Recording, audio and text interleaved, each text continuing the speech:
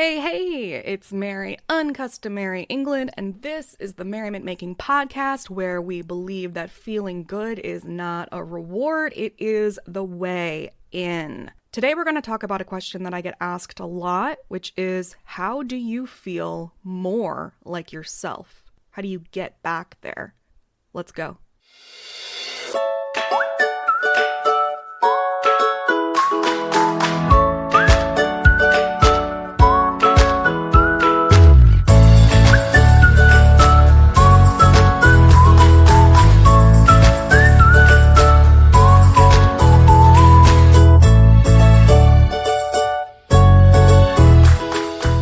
Have you ever looked at someone, maybe it's me, and thought, the way that she looks on the outside, that's how I feel inside, or that's how I want to feel inside, and she is trying to come out so bad.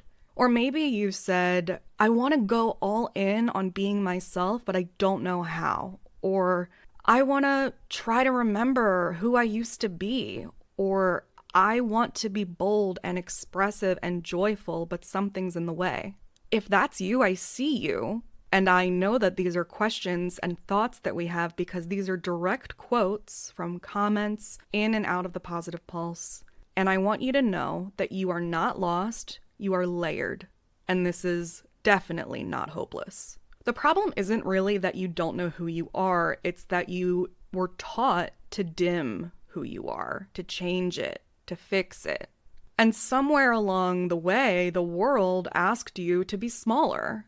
And when I say smaller, I don't mean necessarily thinner, although that's part of it. And it also doesn't mean that your embodied best version of you is loud or big. It's just that we have all these things that we're trying to balance, and we're told things like don't speak too loudly, but also don't be too quiet, and don't sparkle too hard, and don't want too much. We're told to just do these things and fit in, blend in, and behave.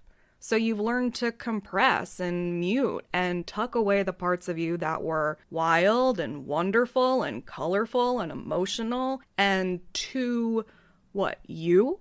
And now maybe you're realizing that this sucks and you don't feel happy and you've outgrown this container of compartmentalization, and you now are standing in this hallway, this threshold between who you've been told to be and who you actually are, and I want to help you walk through that doorway.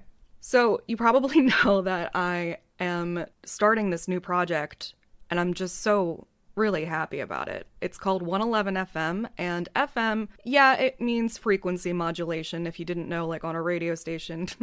I remember when I was a kid, I thought AM, FM, it was some sort of play on AM, PM. But around here, FM stands for merriment. And you don't need more tips on how to fix yourself. There are a million of those. There's a million ideas online and in books and programs about how to update, upgrade, up-level, fix, change, improve. And that's not what I want to do anymore. I want to focus on the acceptance and the extraction of you.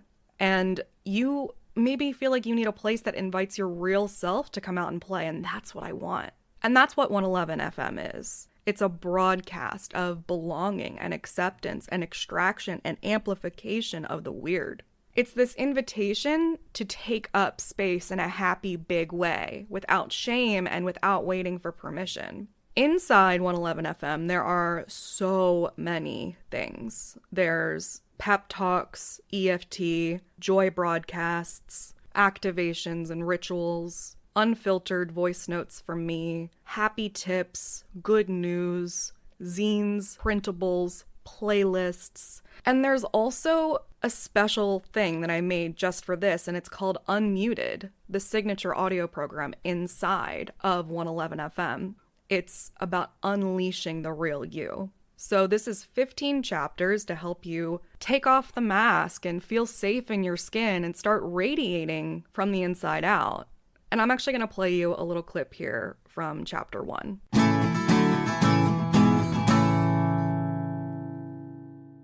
This is your permission slip. To be weird, to be loud, to take yourself seriously and playfully.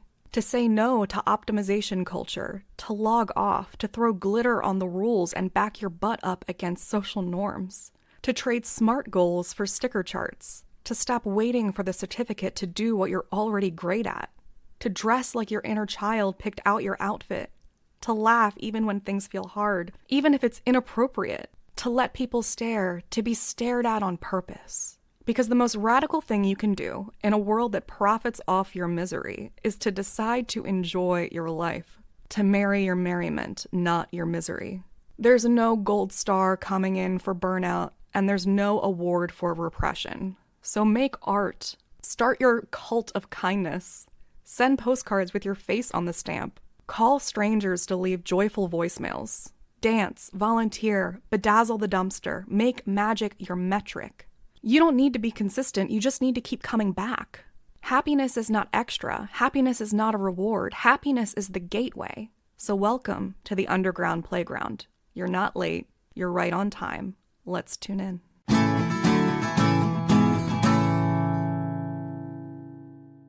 This isn't about being louder. It's about being audible to yourself again. And quick intermission here. My birthday is Saturday, June 21st. I am a summer solstice baby, and I'm turning 37 years old.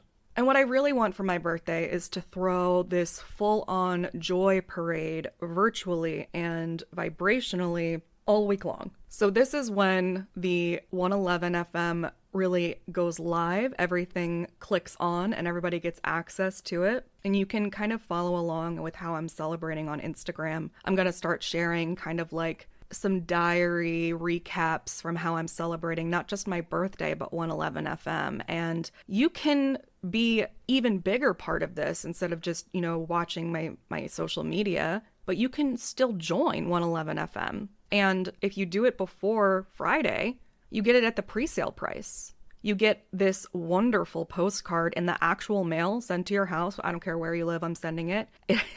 I love it. I designed it. It's kind of like a CD insert. And on one side, it looks like CD art for 111 FM. And on the back, instead of like a track list for the CD or lyrics, it's 10 rituals for weirdos. And you also get a bonus poster that you can print out. And then also it's on sale. It's really on sale. And if you join from the Positive Pulse, you get $120 off. It's 67 cents a day. It's very cheap right now. But everything ends Thursday. The prices go up. So this is your sign to come party with us. Something I know is that if you've ever felt like you're almost you, that's not a failure. It's just a signal. That signal, it's kind of just letting you know that your truest self is alive and well, and she's just waiting for room, It's like when you get angry about something, it's demonstrating that you care about something and you want something to be different, right? Irritation demonstrates value. And this kind of feeling of unsatisfaction or almost there or who am I is demonstrating that you care and that you know that something is there for you. You don't need to become someone new in order for you to remember the person that you already are. So whatever it is that lets you remember that, even just 1%, step into it, start doing it. So how do we do that? How to remember who we are? I'm going to give you a couple tips and get practical for a second. And these are some ways to reconnect with you, especially if you're feeling off and stuck and disenchanted or not like yourself. So the first one is to make a playlist. These are playlists that make you feel your most magnetic, your most lit up. And I want them to be, it doesn't have to be weird, but I don't want you to feel like someone's looking at it. Everything that you get to do now is kind of like a diary entry that no one's ever going to read, right? So that's how you start living. It's that whole dance like nobody's watching thing. It's that, but with everything. So when you make a playlist, I don't want you to be like, well, this is like a guilty pleasure. Like, no, if you like the Backstreet Boys and the thing that lights you up the most is like emo music from high school or Backstreet Boys or I don't know, a song that like everyone seems to hate, right? It's on like the worst songs of all time. I don't care if I'm blue, dubba dee dubba die. I'm so sorry. That's going to be in your head. I'm very sorry. But like if that's the thing that lights you up, then do it. And you can press repeat on stuff over and over and over again. There's really no rules here. And then I want you, the second thing, to scroll through your camera roll on your phone intentionally. And maybe this is not even just your camera roll. Maybe it's like photos stored on the cloud or an old hard drive or something. I want you to go back and look for photos when you looked happy. And I want you to try to remember how you felt that day. What were you doing? What were you wearing? Who were you with? These are all clues to what you like. And sometimes it might just be like an era, right?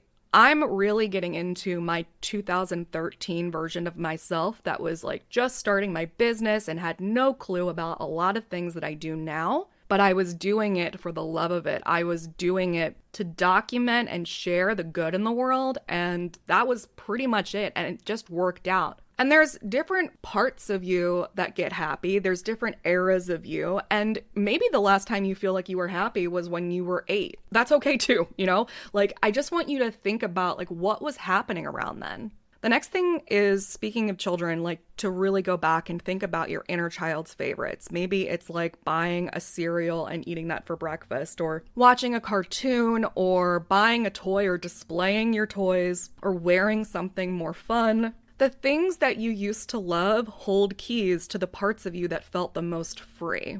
And if you have some sort of memory block in terms of what was happening when you were a kid, or when you were a kid, it sucked, that's okay too. What really your inner child is a desire to play, to be purposeless, and to just have fun without any sort of fear of looming responsibility. So I think another way to ask this is like, what would I do if money was no object? Or what am I jealous that other people get to do? You know, like if you see somebody going out and wearing something, or going to the beach, or and you're like, that must be nice. I think that's a really good indication of like, that means that that's something that you want. So how can you intentionally incorporate it into your day?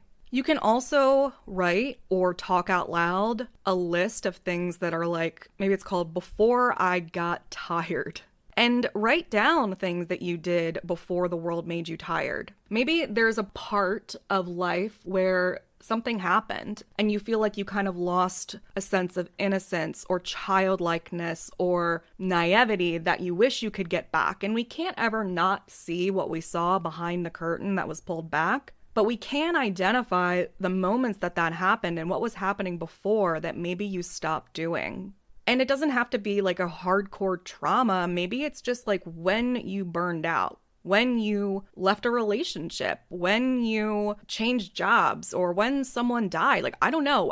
There's so many things in life, and there's probably multiple. So again, kind of look back at the past in terms of eras and inform yourself about what was happening that you don't do anymore. And I also want to say that just because something made you happy then does not mean it's going to make you happy now. You have evolved. But it's worth trying on. I'll do anything twice in case the lighting's bad. Just try it. Just throw some spaghetti at the wall. But don't be resigned to, this is me now. No, it's not. It's what you're choosing to do. So let's choose something different. I also want you to ask, what feels like me, even if no one else gets it? This is so important.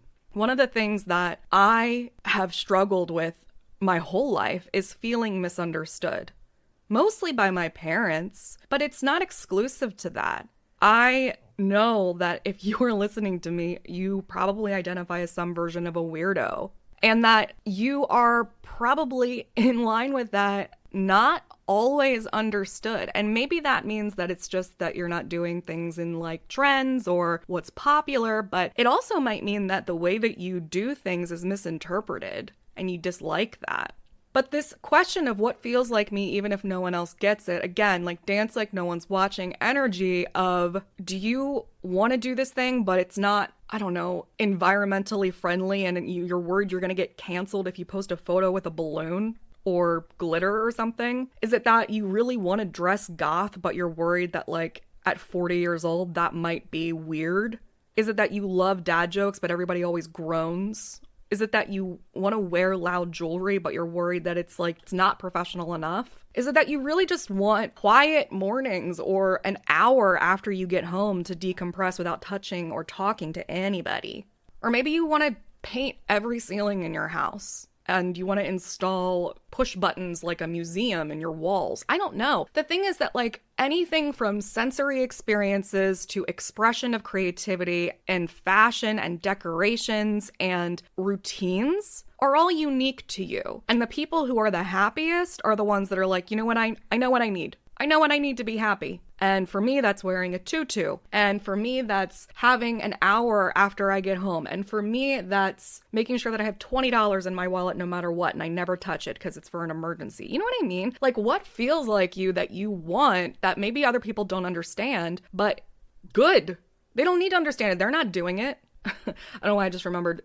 I don't know what I was watching. I think it's just a pretty common thing of response when someone says like, well, I don't like your boyfriend. It's like, well, it's a good thing that you're not dating him, right? That's everything. Dance like no one's watching. So we had make a me playlist, scroll through your camera, go back and think about your inner child's favorites, journal about before you got tired and what was happening before, and then ask what feels like you, even if no one gets it. And then the last thing is to tune into 111 FM. Seriously. I mean, this is why I made it. It's an environment that holds your hand while you expand. That rhymed.